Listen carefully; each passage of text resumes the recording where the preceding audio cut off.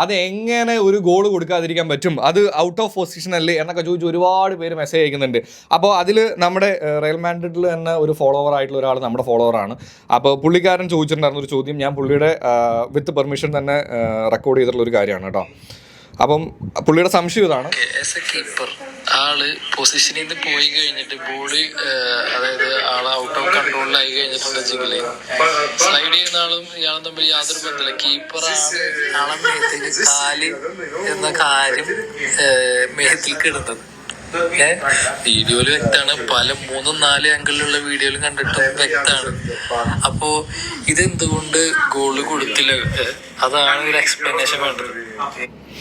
ഒന്ന് ഈ out of position എന്ന് ഉദ്ദേശിച്ചത് ബോളിൽ നിന്നുള്ള ഔട്ട് ഓഫ് പൊസിഷൻ ആണെന്നുണ്ടെങ്കിൽ അങ്ങനെ ഞാൻ കണ്ടില്ല. കാര്യം എന്താണെന്ന് വെച്ച് കഴിഞ്ഞാൽ സ്നെസ്നി എന്ന് പറയുന്ന FC ബാഴ്സലോണയുടെ ഗോൾ കീപ്പർ ആക്ച്വലി ആ ബോൾ ഈ പറയുന്ന സ്ട്രൈക്കർ വരുന്നത് കണ്ട് ബാക്ക് ഹീൽ ചെയ്യുന്നതാണ് ഇപ്പം നിങ്ങൾ ഈ കണ്ടുകൊണ്ടിരിക്കുന്ന വിഷ്വലിൽ കാണാൻ പറ്റുന്നത്. മിക്കവാറും കോപ്പിറൈറ്റ് അടിക്കുമെന്ന് എനിക്കറിയില്ല, പക്ഷേ എന്നാലും ഒരു എഡ്യൂക്കേഷൻ പർപ്പസ് ആയിട്ട് കൂട്ടിയാൽ മതി.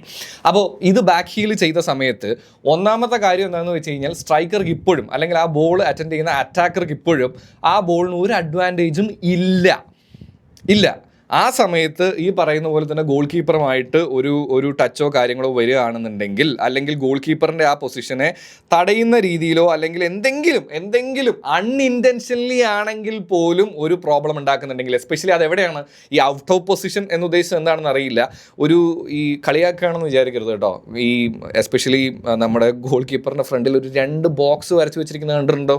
അതൊരു പ്രിവിലേജ്ഡ് ഏരിയ ആണ് എന്ന് കൺസിഡർ ചെയ്യാം. ഞാൻ ഏറ്റവും സിമ്പിളാക്കി പറയുകയാണ്, പ്രിവിലേജ്ഡ് ഏരിയ ആണ്. അതിൻ്റെ ഉള്ളിൽ അൺഇൻറ്റൻഷനലി ആയിട്ടാണെന്നുണ്ടെങ്കിൽ പോലും ഈ പറയുന്നത് പോലെ തന്നെ അറ്റാക്കറിൻ്റെ സൈഡിൽ നിന്നൊരു ഫൗള് വരികയാണെന്നുണ്ടെങ്കിൽ അത് ഗോൾ കീപ്പർക്ക് അനുകൂലമായിട്ട് തന്നെ അത് ഫൗള് പോവുള്ളൂ.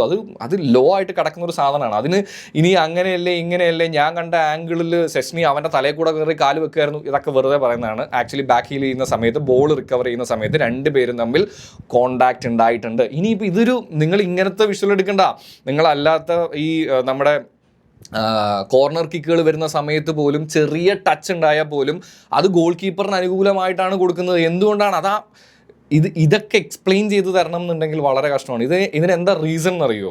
ഇതെല്ലാവരോടും ഉള്ള ഒരു വിത്ത് റെസ്പെക്റ്റ് എന്ന് പറയുന്നത്, നിങ്ങൾ ആൻഫീൽഡിൽ തോറ്റുപോയതിന് ഈ പറയുന്ന പോലെ തന്നെ റഫറിയുടെയും ബാഴ്സലോണയുടെയും തലയിലേക്ക് കയറിയിട്ടൊന്നും കാര്യമൊന്നുമില്ല. വെല്ലുവിളിച്ച് പോയതോ നിങ്ങൾ, തോറ്റുപോയതോ നിങ്ങൾ, അതിനിപ്പോൾ നമുക്ക് എന്ത് ചെയ്യാൻ പറ്റൂടേ?